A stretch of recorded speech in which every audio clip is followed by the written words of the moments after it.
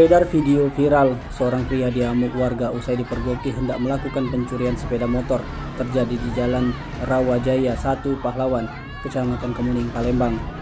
Dalam rekaman yang berdurasi tak kurang dari 60 detik itu, perekam menunjukkan bahwa petugas kepolisian telah mengamankan si pelaku pencurian sepeda motor, di mana dalam rekaman itu terlihat sejumlah petugas polisi dan satu unit kendaraan patroli telah tiba di TKP.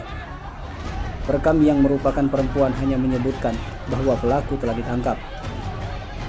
Tak hanya video, pada video berikutnya terlihat petugas Polsek Kemuning yang menjemput pelaku curanmor itu sudah berada di RS Bayangkara Muhammad Hasan, Palembang.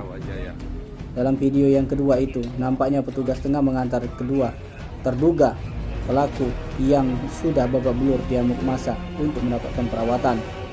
Lebih lanjut, Ibda Budi menjelaskan, saat ini untuk pelaku masih keluar dari RS Muhammad Hasan, Palembang.